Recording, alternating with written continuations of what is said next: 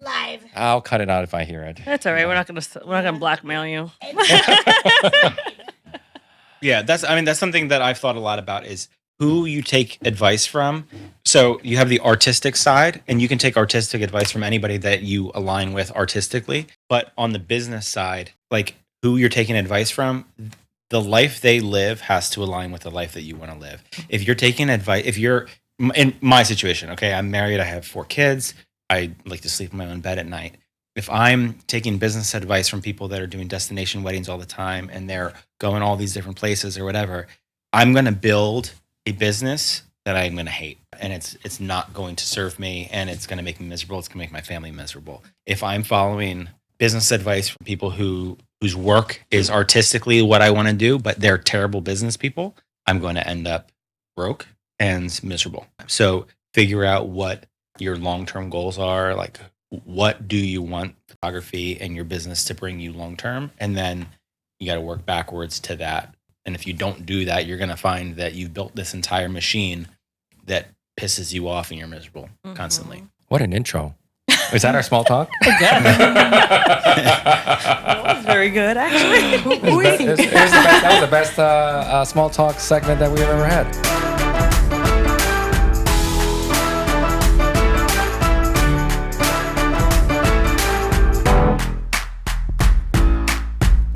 Well, welcome to Focus AF. I'm Jen. This is Ro. This is Ben.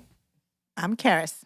We always go different ways there. I know, that's fine. But I think, We're Nathan, you can vibing reintroduce yourself again because now you are an honorary member. Yeah, we had a bonus. Two episodes. We let you talk before we introduced you. That's a good point. I'm Nathan. Nathan Dash, shoot with me, and I think is it Nathan Dash Photography as well? Yeah, yes. Yeah. So so he's back for round 2 with us. Just gonna hang out with us for a little bit while we talk about what are we going to be talking about today, Jen? The state of the industry in a post-COVID world. What a great segue that I Yes, did for you guys. Your long COVID brought us right into it. Yeah. So what was the impetus for today's discussion? I think multiple things. Yeah. Both personally and within having conversations with people in the industry about how their booking rates are going, how the flow of inquiries are going, and kind of coming off that post-wedding rush of COVID where everyone had to get married right away and had to book their vendors, even though they didn't know if the world was ending or not, but we all had a flood of work coming in. There's some people still getting married during peak COVID too. You remember those weddings with the face shields and everything? You're like, y'all could have waited one more year and then you didn't have to take wedding party photos with face shields. They're probably looking back. Like, we should have waited another year. Masks. Yep. But how's everyone's inquiry volume looking like?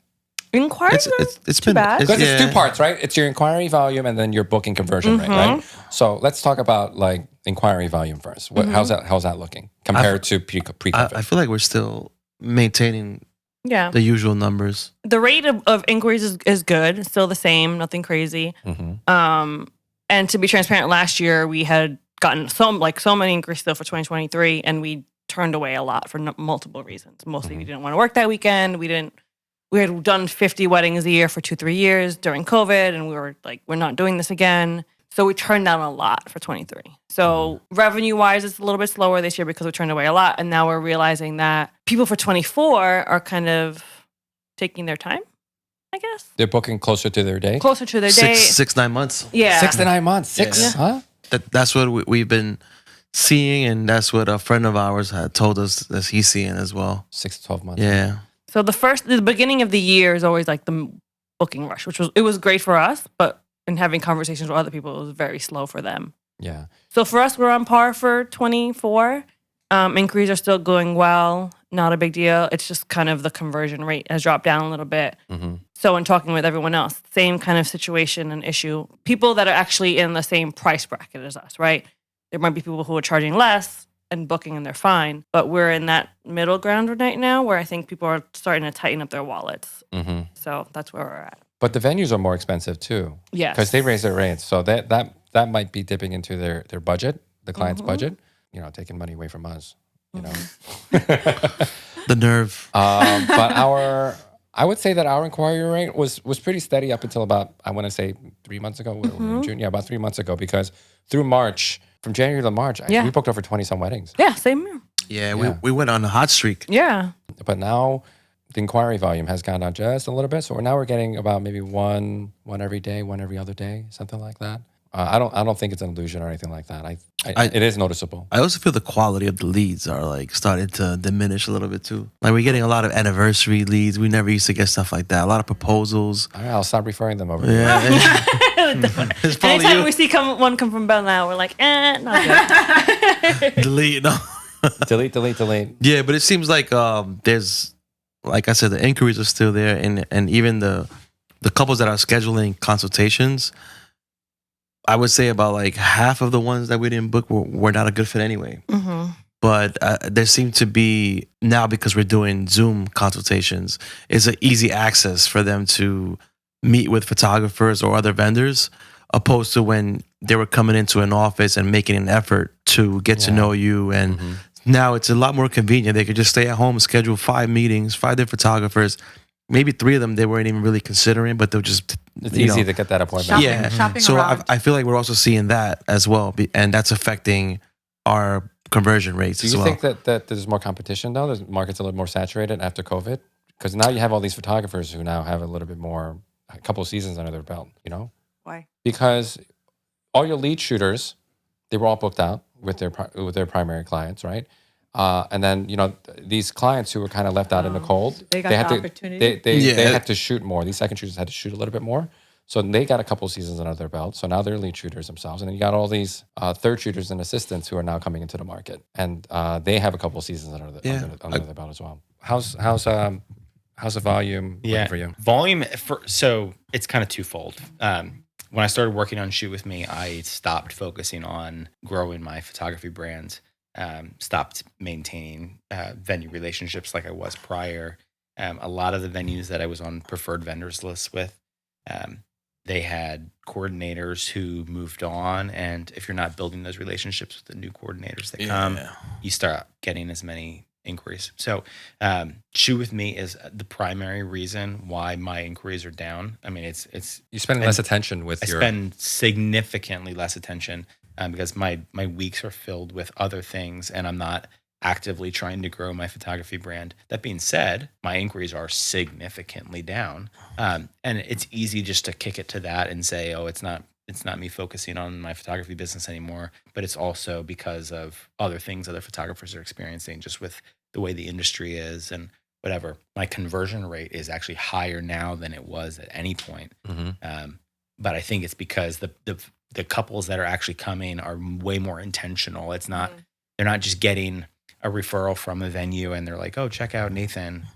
It's referrals from past clients. It's really strong referrals from venues that I have a relationship with. So, did you do a rebrand or a recalibration of your brand and process? Yeah. So I guess a year and a half ago, I was like, "Hey, this is a great opportunity to redo some things with my website." So I had an agency handle that, and it was pretty much from that point on where things kind of tapered off. And I know that I need to at some point schedule time to connect with an SEO expert and just have them put their eyes on my website to make sure that that's not the primary driver. Because I can sit here all day long and say it's because of these other things, but it could just be because I changed my website up and that's the primary thing. But again, I have not put the time and energy to it that I should be if it was my only focus. If Shoot With Me and the other things I have going on completely disappeared and I had to rely solely on wedding photography, I'd have to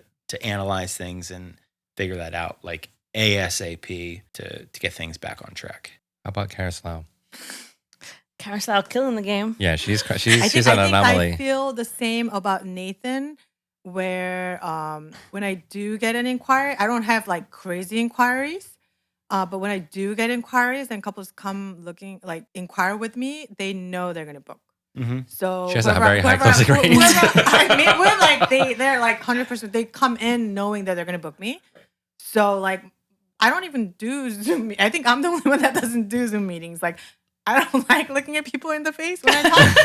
So I'm usually Not even me, I'm like using 99%. Like I'll be like, unless they like request Zoom meeting, I do like, "Oh, can I call you?" And they'll be like, "Yeah." So Same thing. a lot of my clients are, I think for those reasons, they're very chill. I am getting a lot of inquiries for like smaller weddings, like boutique weddings. A lot of my couples don't have bridal parties. It's a dream, isn't it? Yeah, it is. You know, they can do first look or not. Like I don't really mind it. Wait, you're not doing bridal party composites? No. Lights? What are lights? LCF. What LCF? Yeah. So, and I do get a lot of like city weddings, like boutique hotels. But yeah, most of my clients like know they're gonna like. They're hot leads. book me, yep. Yeah. You know what? Interesting to your point before, like, because Karis was under your brand, and you were just talking about people who came in during COVID. Karis is technically one of those people. They She's been came in shooting during for COVID. years, Uh-huh. but she started her own brand during COVID. Right. And now Now she's we're one of competing with her. I'm now kidding. we're competing with her. And she's killing the game. So it's true. Like, that's a true life story of, like, your exact example from before about Right. she was able to take advantage of a situation where everyone needed a shooter, and she built her brand and is taking off from there. Actually, that's precisely it. You know, like people that weren't really lead shooters pre-COVID, now they are. So now you have a lot more entrants. It's not to say that people, if Karis didn't exist, they would come look for me. You know, like. But there's also a decent amount of photographers that left the industry during that time as well. Yep. That is true. That's But I true. think more joined than left. I think. Yeah.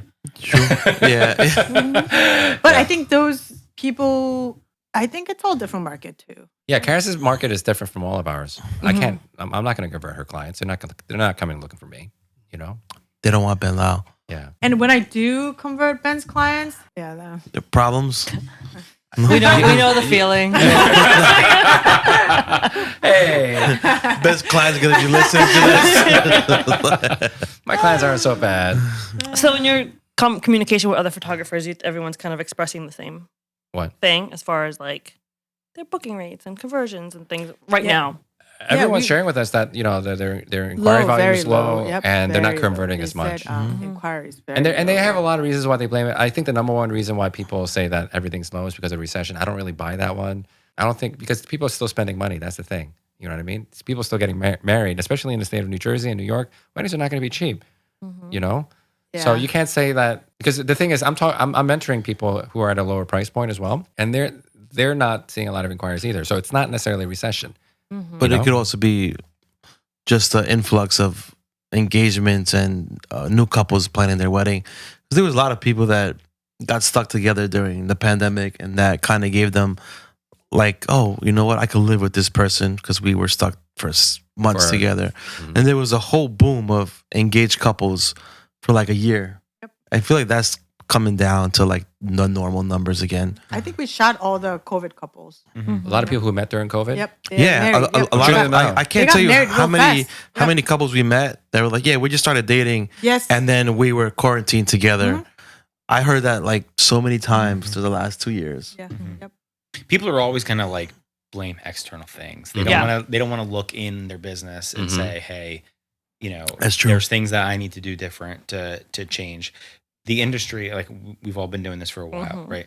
It goes through cycles. There are cycles that are due to COVID or whatever, but there are also cycles that are just due to like the industry changing and how many people are coming in. And if you're not willing to change throughout that entire time, you're always going to say, oh, it's because of these new photographers, or it's because of these, you know, this thing or that thing, or it's AI, or it's whatever. And you're always going to find an excuse. But like the studios that stay consistent and relevant, they're willing to look inside themselves and make those changes and, you know, adjust as needed. Yeah, one of the most important lessons that I learned earlier on my career, you know, I attended, I think it was a wedding show of some sort, bridal showcase or something. That old photographer. Yeah, the old photographer. I always We talk- always I talk about go this back guy. to him. Yep. And he's like, yeah, Yep. I've been shooting for 30 years. I was rocking and rolling. I have all the gears. I have the studio and like, you know, but now it's crickets, right? So then we looked at his website. Like, yeah. He was very amazed. Like this was like when we were booking like 40, 50 weddings. So It was unheard of. It didn't He's make any like, sense to him. What? I was like, this is my first or second Yeah, year. he was so amazed, and he like invited us over to his house. Come over, like let's have dinner and talk, and yeah. And then we went home. We looked at his website. We're like, he got stuck. His work was Yeah, was not that his great. work and everything got stuck in time. And I Like, think he part of the never reason was evolved. he came from that era of film, right? So people that used to shoot on film, you know- Film's coming back. Yeah, I know that, but like when Madly. when you're shooting film, you have to shoot a certain way because developing film is expensive. So you know what works. You have your go-to poses, your go-to lighting. There was no like PJ stuff. There was some PJ, but like it's expensive if you're gonna do You PJ. need to know wasn't what as you were much. doing. Yeah, Right. yeah, Wasn't as yeah. much. Everything's very posed. You have your go-to poses and go-to everything, right? So he was doing everything that old school traditional way that he'd been shooting since the 70s or whatever. You know what I mean? So when the digital age came about, which gave us a lot of freedom to explore how far we can push this creative envelope, he didn't go along that train, you know. So he didn't adapt, and I think that was probably part of it probably contributed to his downfall. And they'll blame other things then. Yeah, But that I have another client of mine. Their parents were, or her parents were photographers associated with some of the biggest names in wedding photography in New York City. And they also were doing it for 20, 30 years, right? And they were saying, yeah, we were rocking and rolling. They were like, and then all of a sudden we woke up one morning and the phone stopped ringing, right? And I was like, well, how are you marketing yourself? And this was like in the late 2000s, right? It's like, well, we were paying thousands and thousands of dollars to have our names in the yellow pages. What's a yellow page? Right? But the phone stopped ringing. I was like, well, What's a phone? we will start using phones. right? So like I didn't know what to say, you know? I mean, I felt terrible for them, but at the same time we can't poo-poo on them too much because, you know, they killed cleared it for a us. while. Yeah, they killed it. They cleared a path for us so that way we can exist today. You know, they kind of held the fort down and you know, That's true. you got to look at it that way. You know what I mean? So what do you think are the current trends that we have to adapt to now? We just have to pay attention so that we don't become one of those photographers that are yeah. like, hey, you know, yellow pages. I like, you know, stuck behind in hey, time. I guess, you know, I keyworded for this and it's not working anymore. Well, no shit, you know, that's because nobody does that anymore, you know? So we have to like constantly pay attention to the market, see pay attention to the audience, pay attention to the trends, really listen to the clients, you know, don't do things a certain way because that's how you've been doing it for 20, 30 years. You know, the market's going to change. Your tactics and your strategies are all going to change. And also you get older and your couple stay the same age, so you have to adapt to that too. Different generations of That's why I can't do birthday parties anymore. Only the parents are laughing at my jokes. You know, all the kids are just rolling their eyes at me. yeah. Yeah, we have to start marketing towards a younger generation as well. You know, one time, let me tell you this joke that I told, right? So it was a teenage flower boy, right? He's like, oh, sir, what should I call you? And I said, you can call me anything you want, but just don't call me Collect, right? It killed, right? Oh my God. And the kid So like, was what's so confused, right? I was like, I don't know why that's funny, right? But it killed my demographic. This photographer is weird. Call me Collect, what? Oh my God. Yeah. I think it also comes down to like not living in fear constantly of things changing, right? So when trends happen, it's very easy for us to say, like, I haven't been doing it that way. I know it works. Well, you know it works for in the past. You don't necessarily know what's going to work in the future. And if you're so resistant to changing things, whether it's new technology, whether it's like, you know, the all-encompassing AI or whatever, you can freak yourself out and think it's going to like ruin the industry, or you can find out how to embrace it and adapt to those changes. No, it doesn't mean putting like freaking dinosaurs chasing wedding parties in all of your shots. You hear to that, make Ben? it look cool. Yeah. I don't do dinosaurs, But, like, I do cats. But ultimately, like those changes are coming, and if you're not willing, yeah, exactly. If you're not willing to like roll with that and figure out how to embrace it, you're going to be that get off my lawn guy that goes out of business in a couple of years. Yep. It's almost as if you stole a copy of our outline, because I think AI was part of that conversation too, wasn't it? I don't know. No. AI is always part of conversation, I think, these days. Yeah, We did an episode I'm on actually AI. not here. Yeah. This is I'm AI. I'm not here. You're Right a now. ger- He's Photoshop beta. we generative filled that part. Yep. Your AI. AI created. No, it was no AI thing.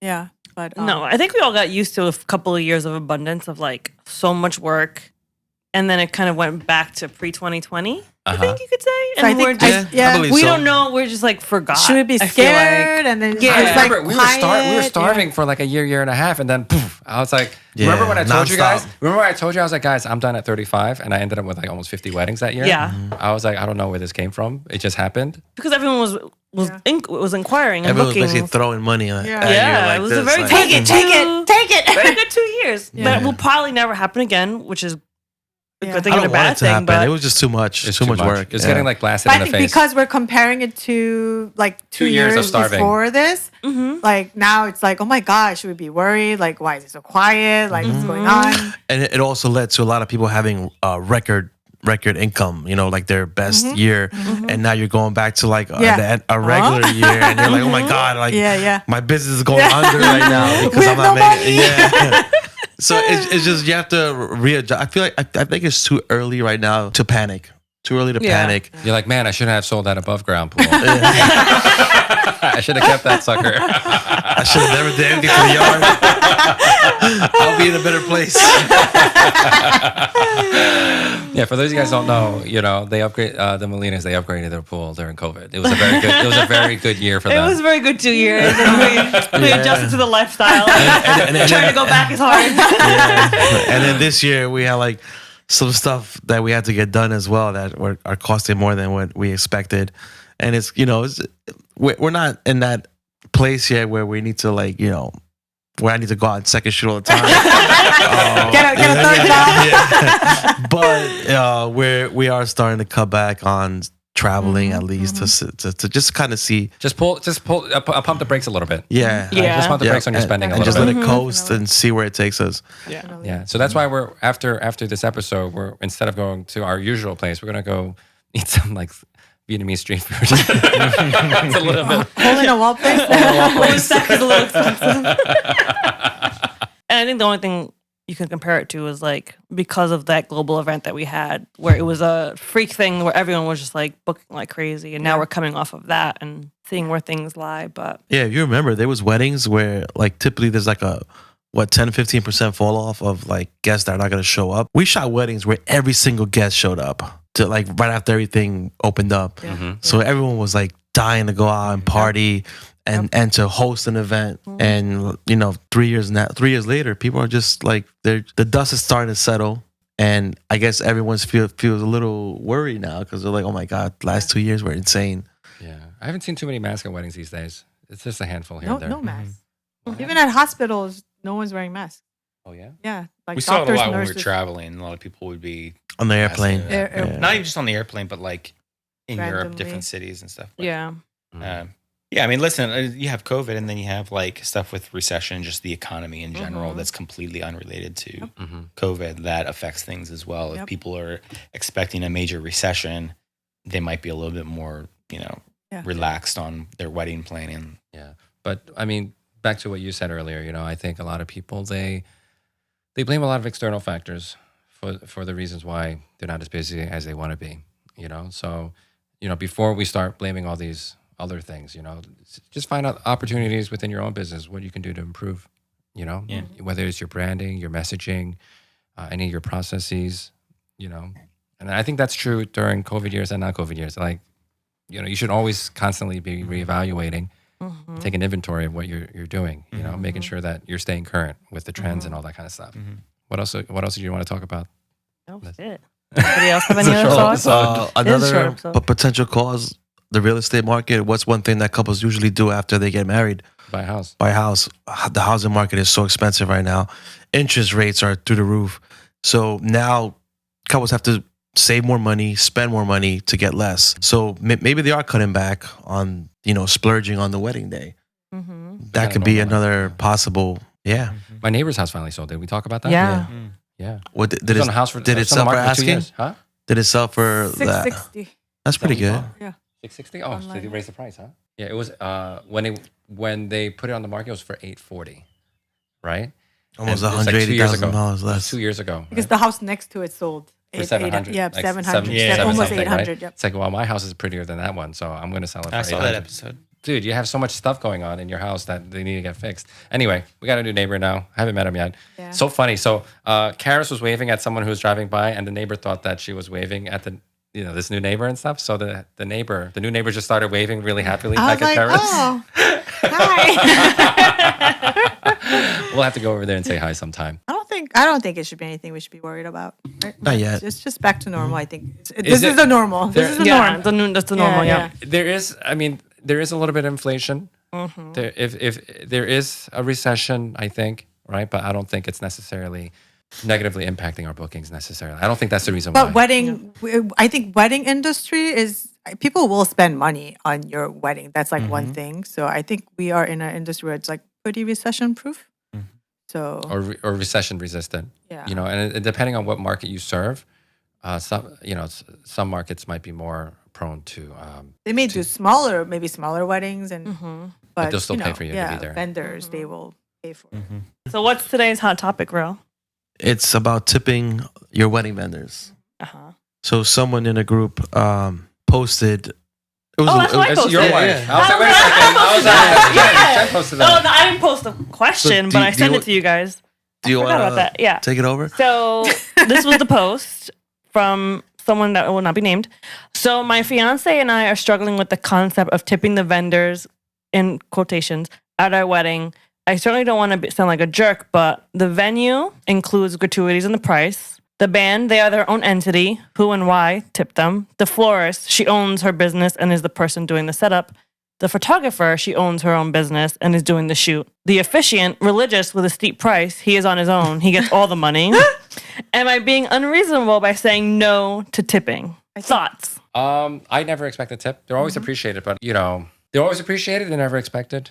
I would say, let's say, out of 10 weddings, I probably get tipped maybe at 3 or 4 of them. I mean, if I have any clients listening, listen, if you don't want to tip me, that's totally fine, right? But when I do get tipped, it could range anywhere between $100 to like $200. Yeah. Sometimes if they're feeling super generous, I've gotten as high as, actually the biggest tip I ever got was the timeshare for a week at Disney. That was pretty sick. Awesome. Right? But she wasn't even our wedding client. Yeah, she was a family client. She was the sister of our bride. That's awesome. Yeah, but I'll take it. yeah, I was like, yeah, you just got to pay for my way down there, and but you can take our timeshare. I was like, I'll take it, right? But yeah, I mean, I don't expect a tip, and then if you don't want to tip my second shooters or my assistant, that's fine too, right? Yeah. But yeah, I'll tip if you want. If it's in your budget, go tip. If you don't, that's fine too. The only thing that I do ask is that you feed us. That's all. But I think most venues usually take good care of us, so I don't worry about that too much. I think we get so wrapped up in the concept of like you have to do 20, 25%. 20% is a lot. For everybody. lot, yeah. And like that's like the the standard for the service industry. But if you're already paying them thousands of dollars, at least if you out of the kindness of your heart want to give $50, that's fine. Can you imagine? 20% off of like a $7,000 20% collection is would a be crazy. lot. Let's take a $5,000 job, right? Yeah. 20% is $1,000. Yeah. They're not tipping you $1,000. Yeah, I think that's what people get wrapped in their head, and that's why they're like, "Oh, I'm not gonna tip Yeah. because then I gotta give 20%, and it's like No. a ridiculous That's like- amount." yeah. But people have tip fatigue right now. Like you Yes. can't go get takeout and they hand you the thing and The it's iPad. like, oh, do you want? yeah, do you want a yep. tip? And it's like you feel like an idiot if you don't do it. Right, Just right. run me up. Or Starbucks or wherever it is, everybody wants you to tip. And you go to the grocery store and they're like, would you like to round up for this thing or that thing? I It's don't. like, Do you know dude, like I have I don't other round things up either. I contribute money to. Like I don't need to be asked in a million different places. So then when they get to their wedding, it's the same thing. They're like, dude, is this a thing? Is this the obligation or do I? No, as an owner operator, I don't think that it's mandatory to tip. No. Yeah, but I feel like if you feel you got exceptional service, and a tip is always welcome. It makes you feel good about the service that you provided, and I feel like if it's enough for me to go out to dinner one night, it's awesome. Like it doesn't have to be an insane amount of money, or nothing at all. I'm okay with Or a either box as well. of cigars. Yeah. There was a wedding where they had like 3 boxes of cigars out for the and the groom was giving me a box. I was like, I'm not gonna smoke all of these, man. Like they're just gonna go bad. I don't have anywhere to store them. He was like, come on, take. I was like, no, it's fine. You But get random things as tips too, which is nice. A bottle of wine or like you said, a cigar. But if they really want to show their appreciation for what we were able to do for them, there's 2 things that they can do. They can write us a nice review, right? And then they can also refer us. I think that to me is worth more Those than are the $200. best. Yep. Heck yeah. It's worth more than $200 that you were planning to give me. Oh, yeah. Shout out our names. I'd rather they spend the money on their album. Yes, correct. Get an album. Right. Print your photos. Yes. With us, Yeah, not but Shutterfly. I never know what to say when they ask us, "Hey Ben, should we tip you?" And I was like, "How much should we tip you? What's customary?" I was like, I don't know how to answer that question. Whatever is the kindness of your heart. I don't expect it. Mm-hmm. When we were in Venice, the guy who like takes your hand to get off the gondola wanted Yeah. to tip. He was the only guy serious? in the entire time we've gone to Europe that was like expecting a tip, like literally asked for it. I was like, this is very American of him. Yeah. Hey, did like, you guys they did you don't guys do speak in this. Spanish? I told you guys to. We did both. We did both. Yeah. Yeah, if you just stuck with Spanish, right? I think you guys would have been okay. So my best friend's husband tried doing that the entire trip, and some people would look at him funny. So I told him, "Don't talk Spanish. Can you Just imagine? practice your Italian." Can you imagine if the other person they spoke Spanish to? Some people did. There was one time where we went to get gelato, and he ordered in Spanish, and the woman that works there looks at him and answers him in English. I don't understand you. I'll just talk to her in English.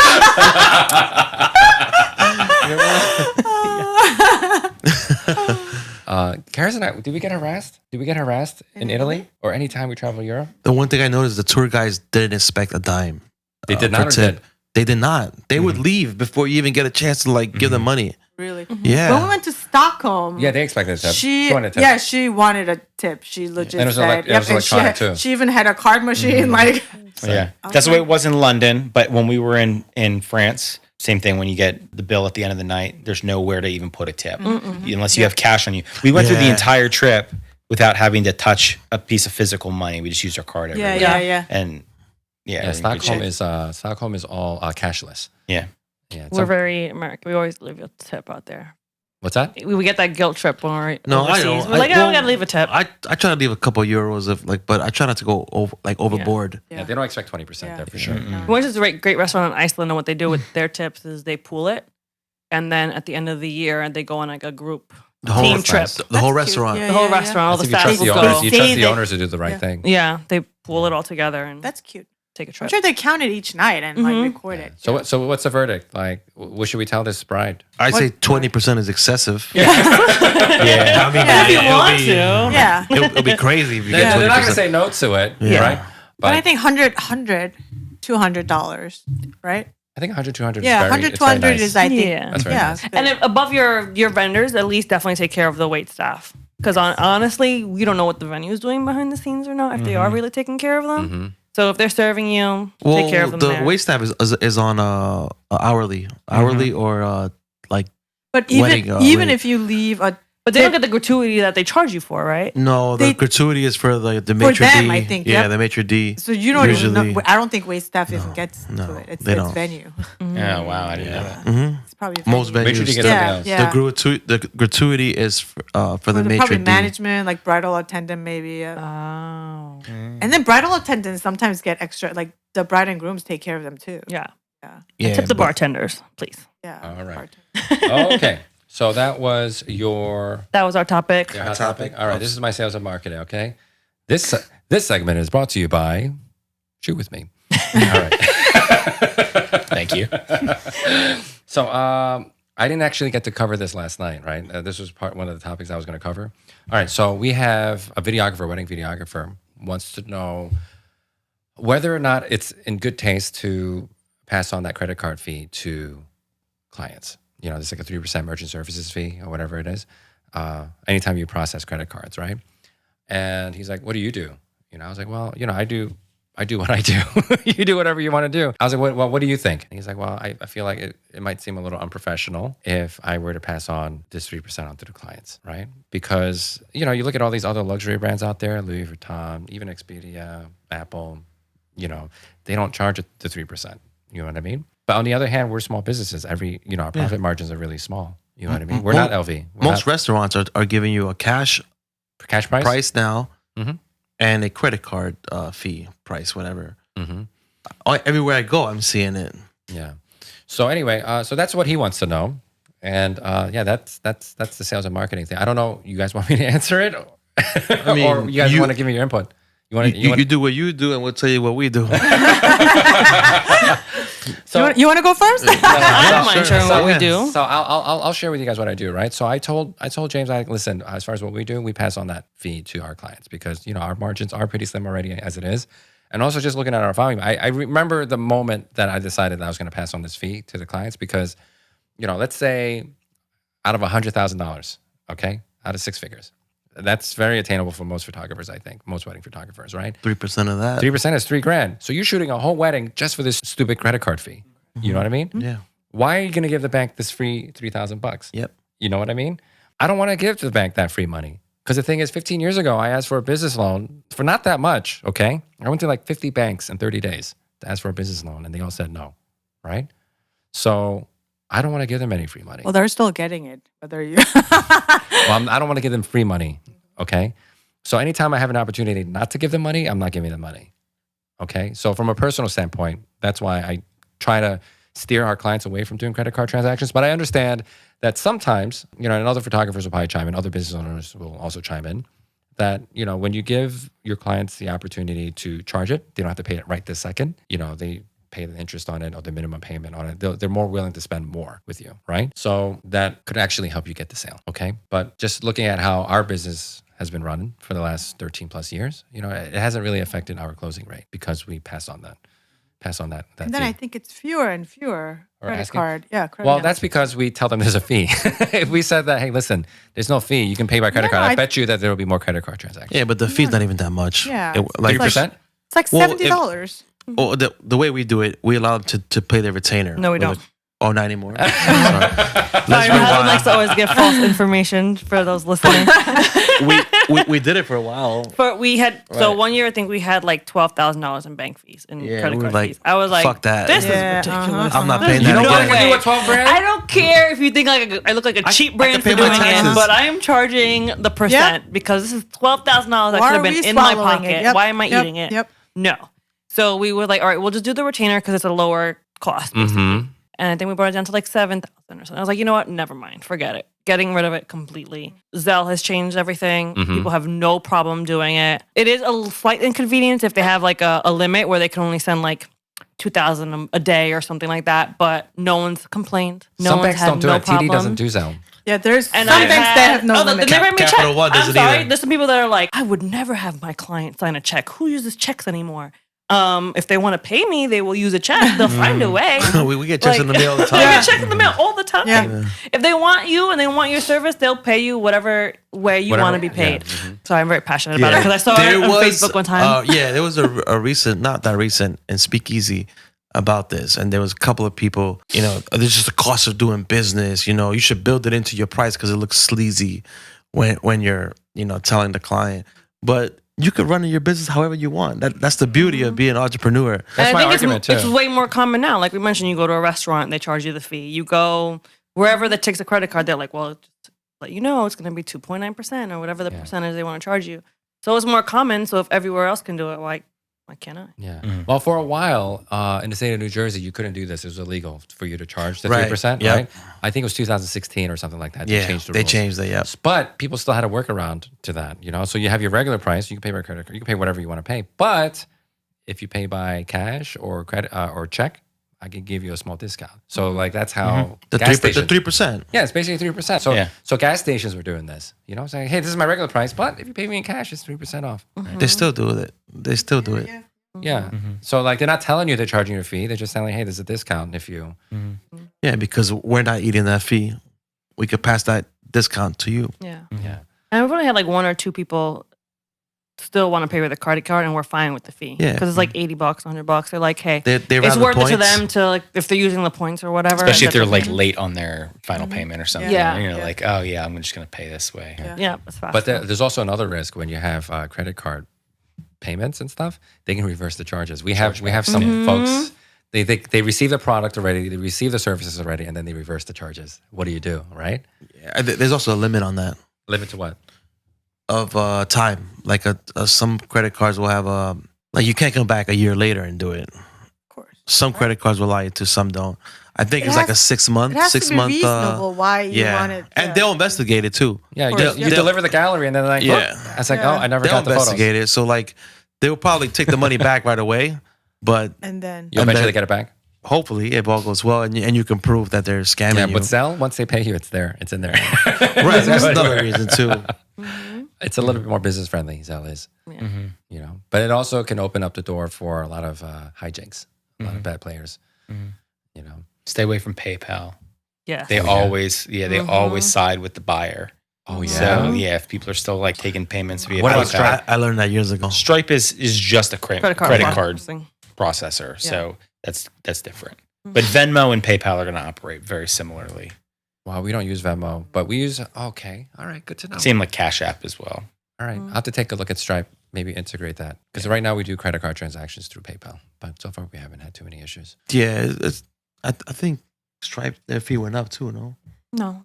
It's all the same. It's all around 3%. But like out of the, let's say we do about 100 weddings a year. I think we only have maybe 3 to 5 credit card transactions. We don't do too many credit card transactions. yeah, I take it for the retainer because it's Easy. It's $1,200 easy, yeah. for my retainer, and it's super easy. It's a little bit of money. It's whatever. But then for the final payment, it's a check. And if they insist on paying with a credit card, then it's a 3% fee. Yeah. Nothing wrong with that. It's not sleazy. No. I don't know if people say No, it's and it's in sleazy. the contract, like they see it the Yeah. whole time. It's fine. I tell you what, all the contractors that I had to pay in the last 2 years, none of them accepted credit card. Mm-hmm. Mhm. Not one.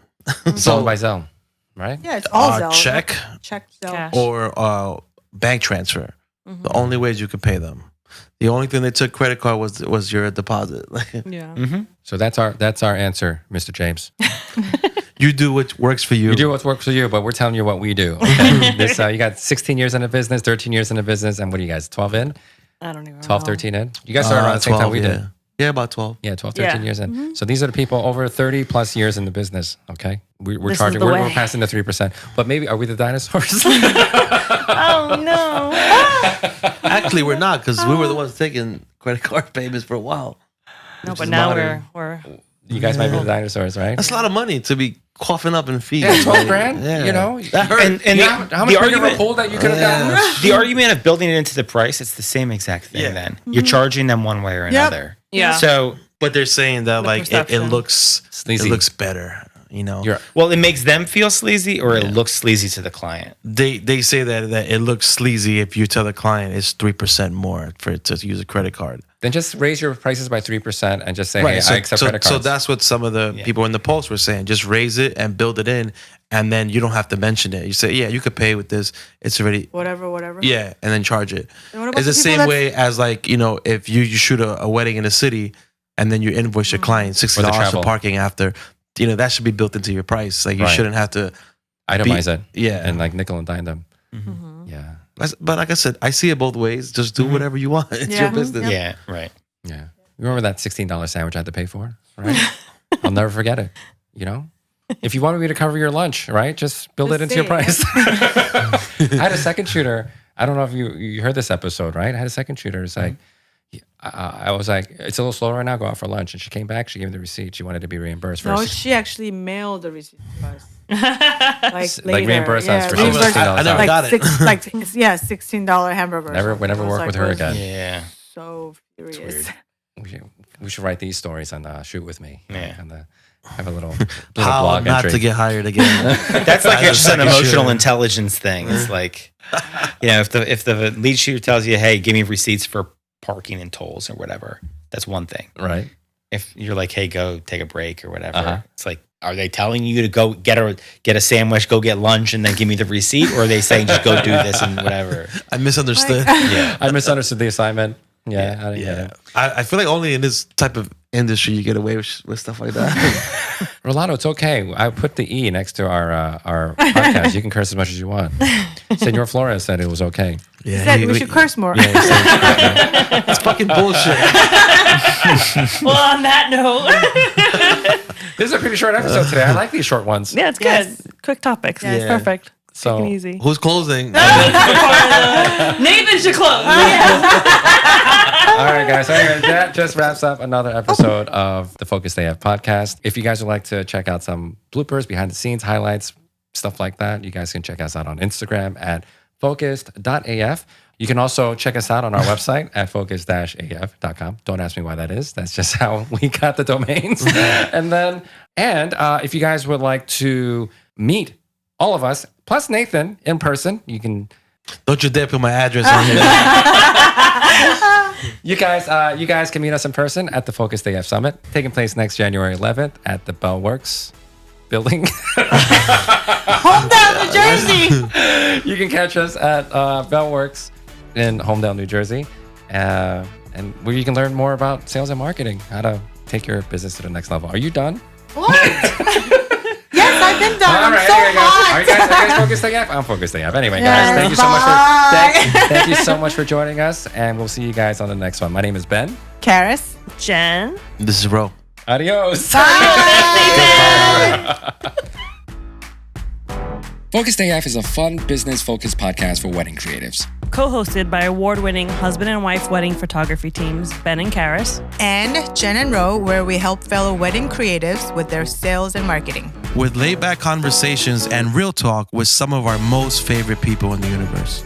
And with that being said, are you focused AF? I am Focused AF today. We are Focused AF. I think I might be Focused AF. Welcome to the Focused AF podcast.